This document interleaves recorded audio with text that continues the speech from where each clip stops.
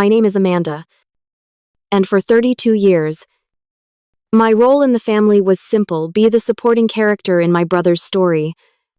But on my birthday, while they celebrated his promotion without me, something broke. They were about to learn that the family ATM was officially closed for business. If you know what it feels like to be the second choice, make sure you subscribe, because this is the story of how I finally chose myself first. The silence in my apartment building lobby was the first thing that hit me. It was a loud, echoing silence, the kind that bounces off polished marble floors and floor-to-ceiling windows, amplifying the emptiness. My heels clicked a lonely rhythm as I walked toward the elevators, the sound seeming to ask, "Is anyone there?" There. There. I pulled my phone from my coat pocket. The screen a dark, unlit mirror reflecting my own tired face. It was just after 9 p.m., 14 hours at the office, closing a deal that my boss had called a game changer. I should have felt triumphant. Instead, a familiar, hollow ache had settled in my chest, an ache that had been growing steadily all day. No notifications, no missed calls, no texts. Not from my mom, not from my dad, not even a cursory "Happy birthday" from my younger brother, Leo. It was my 32nd birthday. Inside my apartment, the silence was softer, but heavier. It clung to the minimalist furniture and the carefully curated art on the walls. On the granite kitchen island sat a single, perfect-looking cupcake I had bought for myself from the bakery downstairs. Its buttercream frosting was a cheerful swirl of pink, a stark contrast to the gray Chicago sky outside. A single, unlit candle was stuck in its center. It felt less like a celebration and more like an accusation. I poured myself a glass of wine, the deep red liquid catching the city lights. I raised the glass to my reflection in the dark window. "Happy birthday to me," I whispered. The words were swallowed by the room, leaving no echo at all. Sinking into the sofa, I mindlessly opened Facebook, a habit born of boredom and a desperate need for connection, and that's when I saw it. The first post in my feed, an entire album, uploaded by my mother just an hour ago. The caption read, "Celebrating our superstar's big promotion." There they were, my father, Robert, beaming, his arm draped proudly around my brother, Leo. My mother, Carol, was on Leo's other side, her face glowing with a kind of adoration I hadn't seen directed at me since I was a toddler. Leo's girlfriend, Megan, was there too, raising a glass of champagne. They were all at Genevieve's, the fancy lakeside restaurant my father always claimed was reserved for truly special occasions. In the background, I could see more family, aunts and uncles, all smiling, all celebrating my brother. On my birthday, my thumb swiped numbly through the pictures. Leo opening a gift, my parents presenting him with a cake, a real cake, 3-tier, with "Congratulations, Leo" written in elegant script. My father's comment under the album, "So proud of the man you've become. The Edwards legacy is in good hands." My mother had replied, "Our brilliant boy always knew you were destined for greatness." It wasn't that they had forgotten. You don't accidentally book a party for 20 people at a fine dining restaurant. They hadn't forgotten. They had chosen a memory, sharp and unwelcome, pierced through the fog of my disbelief. I was 11 years old, sitting at a table at a different restaurant, a chain place with sticky floors. A slice of birthday cake with a single, sad candle sat in front of me. the wax melting into a puddle on the frosting. I could hear my parents' voices from across the restaurant, cheering loudly. Leo's debate tournament had gone into overtime, and they'd left me at the table to go watch the final round. Just wait a little longer, sweetie, my mom had said over her shoulder. Leo's debate is almost over. I blew out the candle by myself. The screen in my hand felt cold. They had always chosen. At 17, my birthday weekend was spent at my grandmother's house so they could take Leo on a tour of Yale. When I graduated from Northwestern, summa cum laude, my small celebratory dinner was completely overshadowed when Leo announced his engagement to Megan.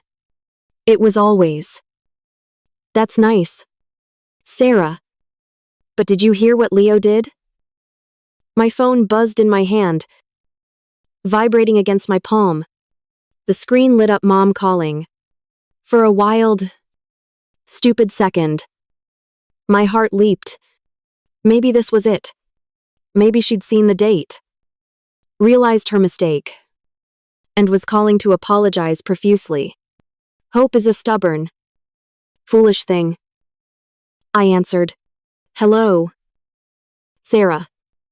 Honey, I need a favor." Her voice was bright, bubbly, still high from the party. With Leo's promotion, we want to throw him and Megan a proper anniversary party next month. Something big. You're so good at organizing things. I was hoping you could handle the venue and catering. The hollow ache in my chest turned into a sharp, physical pain. The words came out before I could stop them.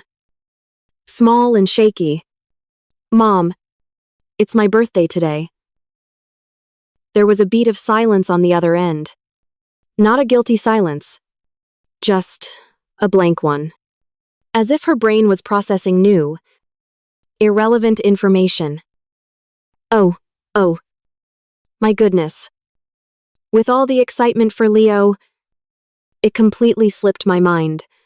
"Happy birthday, sweetie. So, about that party, do you think you could look into that country club by the lake?"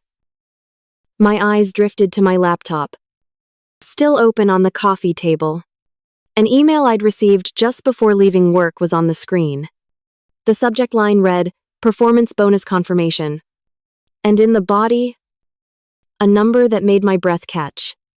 $82,000.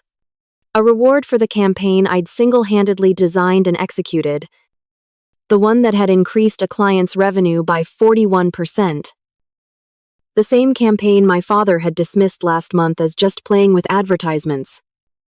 Unlike Leo's real work in finance, they saw my skills, my ability to plan, to execute, to succeed as a resource to be used for Leo, and they saw the fruits of my labor as a fund for him. 2.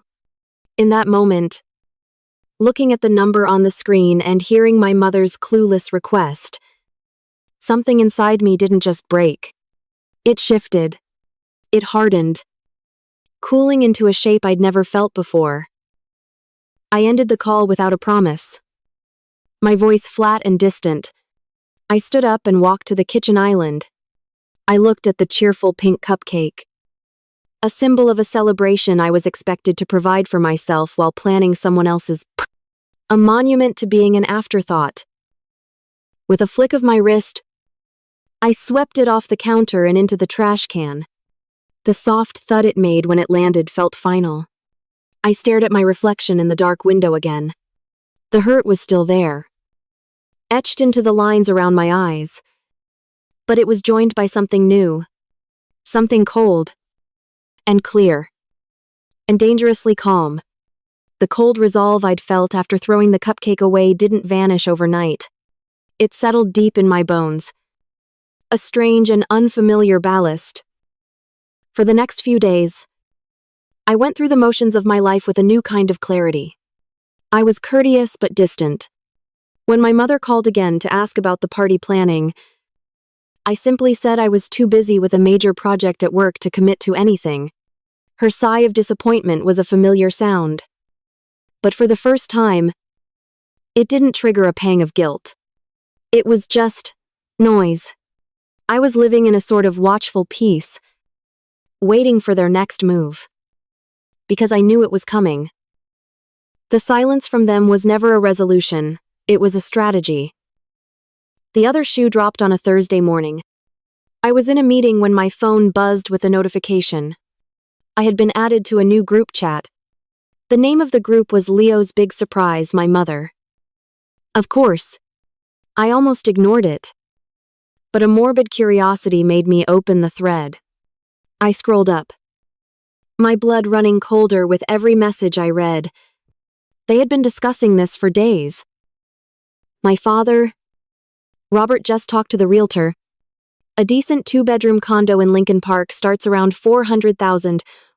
Leo will need at least a 20% down payment to avoid the high insurance. An aunt chimed in, he so deserves it, he works so hard. Then, my mother. Carol, I agree. Robert. Did you talk to Sara about it? Sara. Not Sarah. Sara. After 32 years, my own mother still misspelled my name in a text. It was such a small thing. A tiny, insignificant detail. But it felt like a paper cut soaked in lemon juice. It was proof that I was an afterthought. A detail not worth remembering correctly. I kept reading. My father's reply, I will. She should contribute $20,000. She can definitely afford it. My mother's next message was the one that made me feel sick to my stomach. Absolutely. She just got that huge bonus. It's time she started taking on more family responsibility. It's the least she can do to support her brother's future. It was all there. In stark black and white. My bonus wasn't mine. It was a family resource they had already allocated. My success wasn't a cause for their celebration. It was a means to their end. I wasn't their daughter. I was their utility. I took a screenshot of the conversation, my hand shaking slightly, and archived the chat. I felt a strange, chilling calm. The last vestiges of hurt were being burned away, replaced by something much harder, much more useful anger. The feeling intensified later that afternoon. An email landed in my inbox from a senior director at Regentech, one of our most important clients. The subject was, your brother. Leo, my stomach clenched. The email was friendly, but the message was alarming. He mentioned that my very charming and ambitious brother had reached out to him directly for financial advice, name-dropping me and my firm multiple times as his in. Leo was leveraging my professional reputation. A reputation I had spent a decade building. To get a leg up. He was treating my career like a personal Rolodex he was entitled to use. This wasn't just about family drama anymore. This was a direct violation of my professional boundaries. That evening, I met my friend Jennifer for dinner. She took one look at my face and pushed a glass of wine toward me. Okay, she said. Spill. You look like you're about to either declare war or buy a one-way ticket to Fiji. I told her everything. The forgotten birthday. The party for Leo. The group chat. The email from my client. I laid it all out. The words clinical and detached. As if I were describing a case study and not the slow implosion of my own family. Jennifer listened patiently, her expression growing more and more incredulous. When I finished, she was quiet for a long moment, swirling the wine in her glass. Then, she looked me straight in the eye. Okay. I hear you. It's all terrible. She said. But Sara, I have to ask. When was the last time they actually did something for you, something that didn't also benefit Leo in some way? The question hung in the air between us. Simple and devastating. I opened my mouth to answer. to offer up some half-forgotten memory as proof that she was wrong. But nothing came. I searched my mind, scrolling back through years of birthdays, holidays, and graduations. Every memory of their generosity was tainted. A gift for me that was really a stepping stone for him. The laptop they bought me for college that Leo ended up using for his gaming. The money they gave me for a down payment on my first car, which I was then expected to use to drive Leo and his friends to football practice 3 times a week. There was always a catch. There was always a cost. And the cost was always my subservience to his needs. I had no answer for her. The silence was my answer. The next evening, I found myself knocking on Mrs. Bennett's door. My 84-year-old neighbor had been more of a mother to me over the past 5 years than my own had been in 32. She opened the door with a warm smile, ushering me into her cozy, lavender-scented apartment. Over chamomile tea, I showed her the screenshot of the group chat on my phone. She put on her reading glasses and studied the screen. Her brow furrowed. She didn't gasp or exclaim in shock. She just nodded slowly, a deep sadness in her eyes. She took my hand, her skin soft and papery over mine. "My dear," she said, her voice gentle but firm. "This isn't about money. You know that, don't you? Some parents, they see one child as a continuation of themselves, a reflection of their own dreams. And the other child is the support system for that dream." She squeezed my hand. "You are not their daughter, Sara. You are their utility. And they've just sent you the bill." Her words didn't hurt. They clarified. They gave a name to the invisible role I had been playing my entire life. I was the utility, the fixer, the planner, the reliable, responsible one who kept the lights on so the star could shine. Armed with that cold, hard truth, I agreed to a family dinner that Saturday. They thought it was a sign of my surrender. I knew it was the opening salvo of my war. The tension in my parents' dining room was thick enough to taste. The clinking of silverware against porcelain was the only sound for long stretches. My mother kept trying to fill the silence with cheerful chatter about Leo's success, while my father just stared at me over the rim of his wine glass, his expression impatient. Leo, for his part, looked smug, as if he were a king waiting for his tribute. Finally, after the main course was cleared, my father placed his hands flat on the table. "Sara," he began, his voice leaving no room for pleasantries. "We were all very disappointed by your attitude last week. Your mother has been very upset." "I'm sure she has," I said, my voice even. "We think it's only fair," he continued, ignoring my comment, "that you contribute $20,000 towards a down payment on a condo for Leo and Megan. It's a solid investment in his future. Family helps family." He said it with such finality, as if it were a foregone conclusion. My mother smiled encouragingly at me, a silent command to agree and make everything easy again.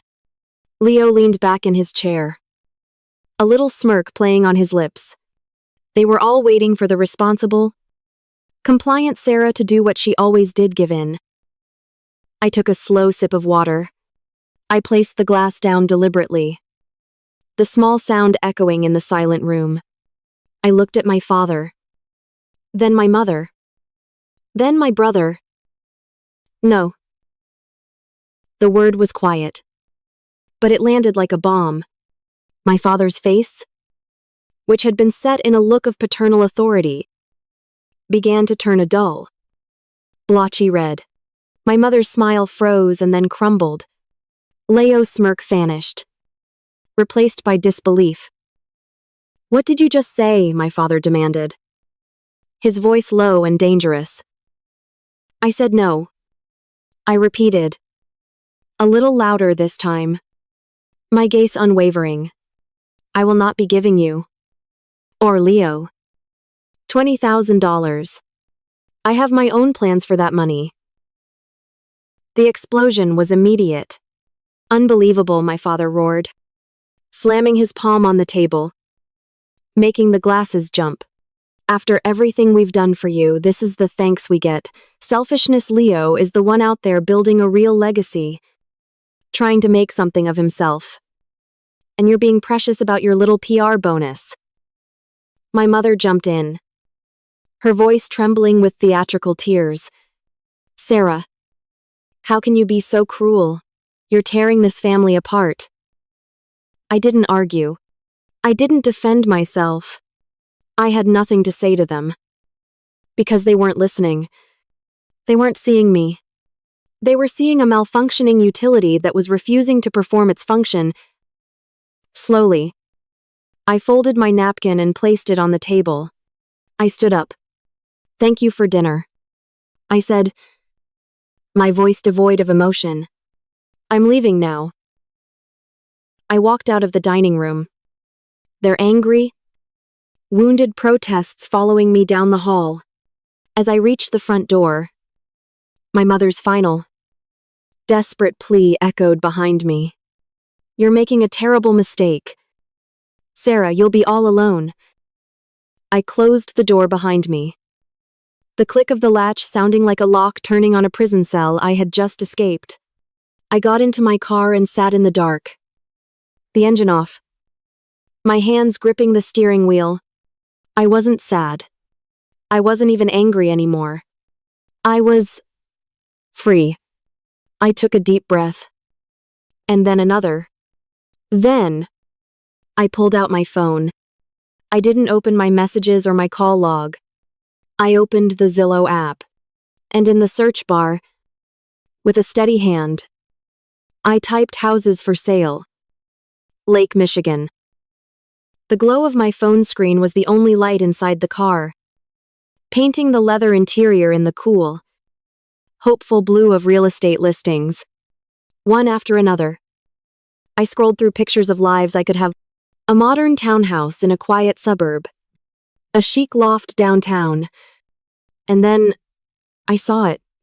A 4-bedroom cedar-sided house, nestled in a grove of pine trees, with a wide wooden deck that overlooked the vast, shimmering expanse of Lake Michigan. The listing called it a serene lakeside retreat. To me, it looked like a fortress, a sanctuary, an escape. The next week was a war fought on multiple fronts. My decision in that dining room hadn't ended the conflict. It had merely escalated it.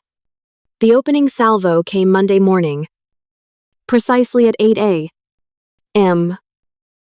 As I was brewing my first cup of coffee, my mother's name flashed on the screen. I let it ring twice, took a deep, fortifying breath, and answered, putting the phone on speaker. Sara, her voice was thick with manufactured tears. I could practically hear her dabbing a tissue at her dry eyes. I don't understand what we did to deserve this. Your father is so disappointed. He barely slept last night. You've broken my heart. You know that. You're breaking your mother's heart. The old Sara would have crumbled. The old Sara would have been flooded with guilt, her stomach twisting into knots. And she would have started apologizing, desperate to smooth things over. But the old Sara wasn't home anymore. I took a calm sip of my coffee. I'm sorry you feel that way. Mom, I said, my voice neutral. I have a busy day ahead. I have to go. But Sara, your family. I hung up. I didn't slam the phone down. I just pressed the red icon on the screen, severing the connection. The silence that followed was peaceful. For the first time, I felt the profound difference between being alone and being lonely. This was not lonely. This was quiet. Their next assault was more direct. On Tuesday afternoon, my assistant's voice came through the intercom, sounding flustered. "Sarah, your father is here to see you." I hadn't told her he was coming, because I didn't know. He had just shown up, unannounced, expecting his title as father to grant him an all-access pass to my life. I saw him through the glass wall of my office, standing in the reception area looking impatient and important, as if he owned the place. "Let him in," I said. He strode into my office, his presence seeming to suck all the air out of the room. He didn't sit.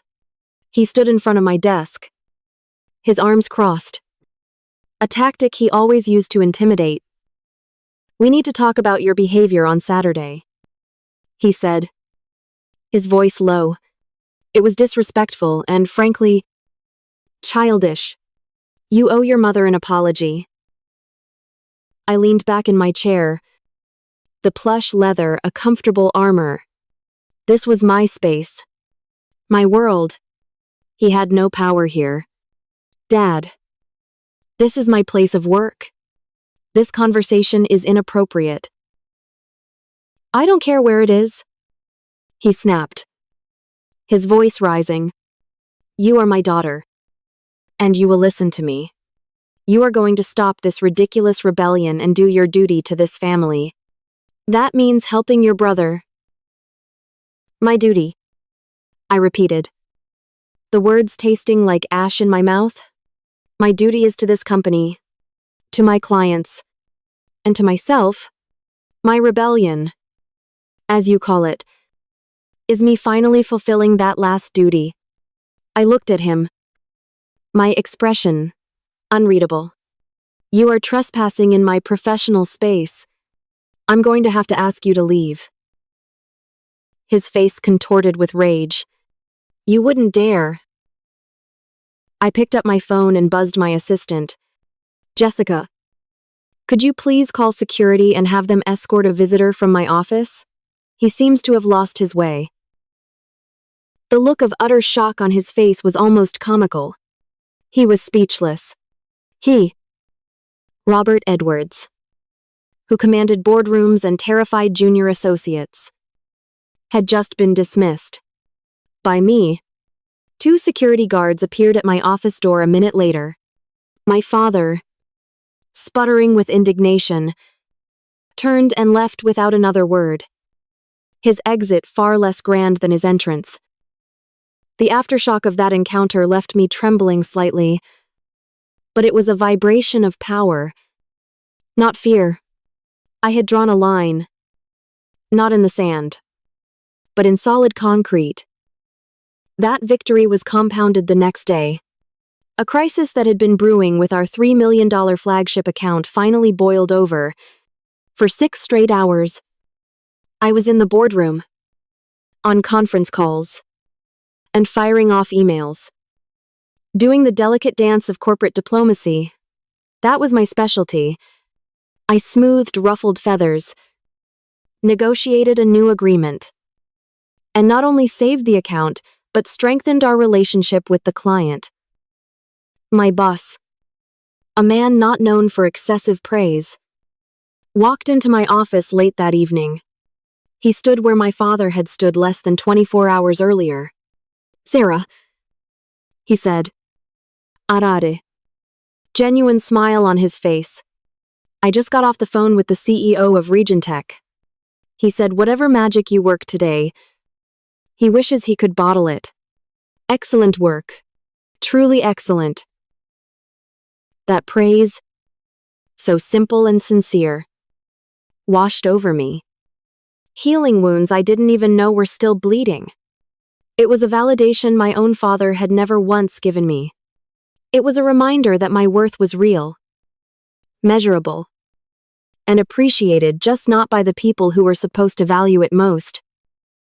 The final volley from my family came that night, in the form of a text message from Leo. "Mom is crying herself to sleep every night because of you. Dad isn't talking to anyone. You really need to fix this." Just give them the money so we can go back to normal. So we can go back to normal. Normal for him was a life where his every desire was catered to, funded by a family that saw him as its crowning achievement and me as its chief financial officer. I stared at the message, at his casual, selfish cruelty. I didn't feel a shred of guilt. I just felt tired of it all. I deleted the message. I did not reply. That weekend, I drove to Michigan. The moment I left the Chicago city limits, I felt a physical weight lift from my shoulders. The endless grid of steel and glass gave way to open highways and rolling green fields. I turned up the music, rolled down the windows, and let the clean, fresh air whip through my hair. It felt like I was outrunning the ghosts of my past, accelerating toward a future I was finally choosing for myself. I met the real estate agent, a friendly woman named Brenda, in the driveway of the house from the listing. In person, it was even more beautiful. The cedar siding was weathered to a soft, silvery gray, and the tall pine trees whispered in the gentle breeze coming off the lake. The moment I stepped inside, I knew. The interior was filled with light, pouring in from huge windows that framed the sparkling blue water like a living work of art. I ran my hand along the smooth, cool surface of the stone fireplace. I walked barefoot across the wide plank hardwood floors, the wood warm beneath my feet. In the kitchen, I opened a window and could smell the rich, earthy scent of the pines and the clean, fresh scent of the lake. It was the smell of peace. I stood on the back deck, leaning against the railing, and looked out at the endless water. There was no noise here, save for the gentle lapping of waves against the shore and the cry of a distant gull. No sirens, no traffic, no demanding voices, no expectations. For the first time in my life, I felt like I could actually breathe, like my lungs could finally take in a full, deep breath without tightening in anxiety. "So, what do you think?" Brenda asked softly. Coming to stand beside me, I looked at the house. This beautiful, sturdy, quiet house. It was more than a building. It was a statement. It was a beginning. A slow smile spread across my face. "I'll take it," I said, and the words felt like the truest I had ever spoken. The next few weeks were a whirlwind of paperwork. Thanks to my flawless credit score and the $82,000 bonus, which more than covered the down payment and closing costs, the process was incredibly smooth. One afternoon, I sat in a lawyer's office, a thick stack of documents in front of me. I signed my name over and over again, the scratching of the pen on the paper a satisfying sound. Each signature felt like a hammer blow, forging the chains of my old life into keys for my new one. When it was over, the lawyer slid a small, solitary key across the polished table. It was plain, simple brass, but it felt heavier and more precious than gold. I was a homeowner. I sat in my car in the parking lot, the key resting in the palm of my hand. I had done it. I had taken the money they felt entitled to, the money earned from the career they dismissed, and I had turned it into a foundation for a life they couldn't touch, couldn't control, and couldn't even comprehend. The time for defense was over. It was time to set the stage for the final act. I picked up my phone and opened the group message thread with my parents and Leo. My fingers moved confidently across the screen. "I think we should meet this Saturday." I typed, "I have a surprise I want to share with you all. I'll send the address." I hit send. Almost immediately, the little bubbles appeared, indicating they were all typing replies. I didn't wait to read them. I turned the key in the ignition.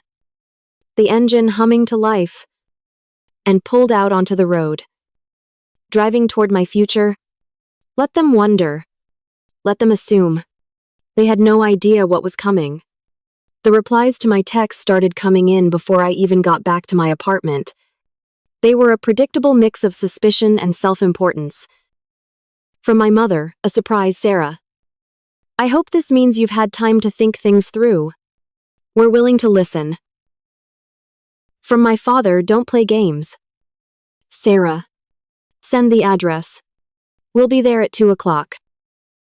From Leo, this is about my condo gift. Isn't it knew you'd come around? I read them. And for the first time, their attempts at manipulation felt clumsy and transparent. Like a child's magic tricks where you can clearly see the strings. I felt nothing but a distant pity. They were so caught up in their own narrative. They were incapable of imagining any other outcome. They were walking into a play where they thought they knew the ending. Completely unaware that I had rewritten the entire script. On Saturday morning, I woke up not to the sound of a blaring alarm, but to the gentle filtering of sunlight through pine trees. I had spent the night in my new house on an air mattress, and it was the best sleep I'd had in a decade. The air smelled of clean wood and damp earth. I made coffee in a cheap pot I'd bought from a local store and took it out onto the deck. My feet bare on the cool, dew-kissed wood. The lake was a vast sheet of silver and gold under the morning sun. My phone remained off. There were no demands on my time. No manufactured crises to solve. No one's ego to soothe. There was just this profound, incredible peace. I spent the morning not decorating for a party, but performing a ritual. I unpacked a single box labeled Essentials. From it, I took a framed photograph of me and Jennifer, laughing, taken on our graduation day. I placed it on the wide stone mantel of the fireplace. I took out my favorite ceramic coffee mug, a gift from a former client, and set it on the kitchen counter. I arranged a handful of books on a windowsill. These small objects were anchors, staking my claim on the space, turning a house into a home. Finally, I took out a bottle of vintage champagne, a ridiculously expensive one I'd been saving for some mythical perfect occasion. I put it in the new way. Empty refrigerator to chill. I realized, with a clarity that felt like a revelation, that this was it. This was the perfect occasion. At 1:30, I sent them the address.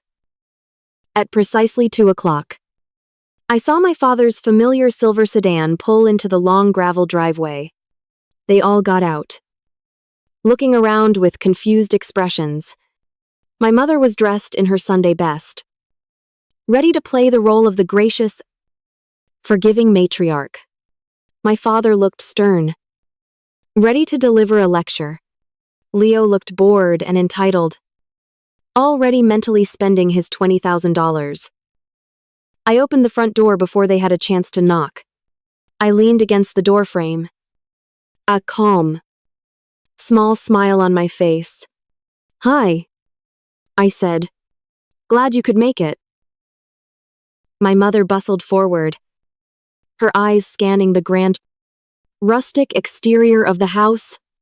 "Sara, what is all this?" she exclaimed, her voice a little too loud. "This is a bit extravagant, don't you think? It must have cost a fortune to rent for just one party. Is this your big apology?" "Come on in," I said, ignoring her question and stepping aside.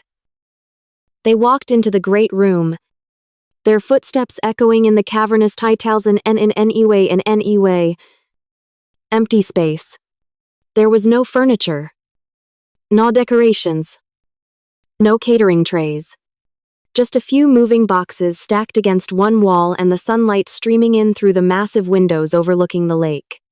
The confusion on their faces deepened. "Where is everyone?"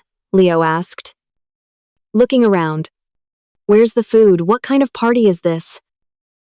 This isn't a party for you, Leo, I said, my voice quiet. But it carried in the still air. I walked over to the kitchen counter, where I had set out 4 simple wine glasses, and it's not an apology. I looked at them, my family, standing there in the middle of my empty living room, looking completely lost. I let them hang in that uncomfortable silence for a long moment before delivering the final blow. This is my housewarming. The 3 of them stared at me as if I'd just started speaking a foreign language. My father was the first to process it, his face clouding over with disbelief and suspicion. What do you mean? Your housewarming, he stammered, his eyes darting around the room as if searching for a hidden camera. Don't be ridiculous. How could you possibly afford this? And there it was. The question, the one they thought gave them all the power. Not, why didn't you tell us? Not, congratulations. But, how? Because in their world, everything was transactional. I let my calm smile widen, just a fraction. I walked over to the refrigerator and took out the chilled bottle of champagne. With my bonus? I said, my voice as clear and cool as the glass in my hand. I began to untwist the wire cage on the cork. The one you wanted for Leo's down payment. I decided to invest in a future as well. The sound of the cork popping a loud, celebratory pop was the only sound in the room. It was like a gunshot that shattered their entire reality. My father's face went from red to a pale, sickly white. My mother let out a little gasp, her hand flying to her chest as if I had physically wounded her. You spent it, she whispered, her voice filled with a horror so genuine it would have been funny if it weren't so pathetic. You spent all that money on this. I did, I said, pouring a small amount of the bubbling liquid into one of the glasses. It turns out $82,000 is a wonderful start on a life of your own, especially when you realize you're no longer funding someone else's. This is the most selfish, vindictive thing I have ever seen. My father finally exploded, finding his voice. The rage was back, but it seemed impotent in this vast, open space. It couldn't fill the room. We are your family. That money should have been for Leo. For his future. His future, I asked, finally turning to face them fully, my calm demeanor never wavering. What about my future? What about my 32nd birthday, which you spent celebrating him? What about the 20 years of my successes that you dismissed because they weren't his? I shook my head. Not in anger, but with a kind of weary finality. This isn't vindictive. This is a consequence. This house is the consequence of you showing me, in no uncertain terms, that I was on my own. I just finally decided to believe you. My mother started to cry. Real tears this time. Born of shock and the loss of control. How could you do this to us? Sara, after all we've given you. But I wasn't listening anymore. I was looking at Leo. For the first time in his life, he looked utterly lost. The smug entitlement was gone, replaced by a blank, slack-jawed confusion. He was a prince who had just discovered his kingdom was a sham, his royal treasury empty. He looked at me, then at our parents, as if waiting for someone to tell him this was all a joke. No one did. I picked up my single glass of champagne. I invited you here today not to fight. I said softly. I invited you here to see the truth. To show you my new life. A life that I built. With my money. On my terms. I walked to the front door and opened it wide, letting the fresh, lake-scented air rush in. And in this new life, the price of admission is respect, which means, For now, visiting hours are over.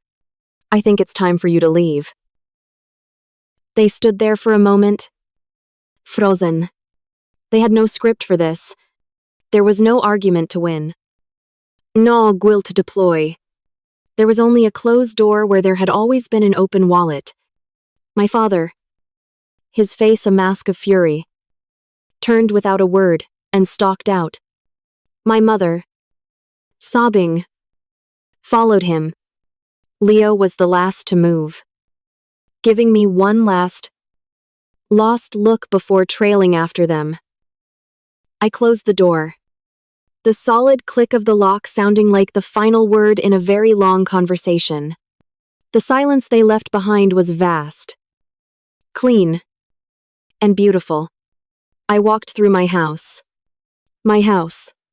I ran my hand along the cool stone of the fireplace. I looked out the window at my view. Then, I walked out onto the deck. The champagne glass cool in my hand. The sun was beginning to dip toward the horizon, painting the sky in fiery strokes of orange and purple. A gentle breeze rustled the leaves in the pine trees. I took a sip of the champagne.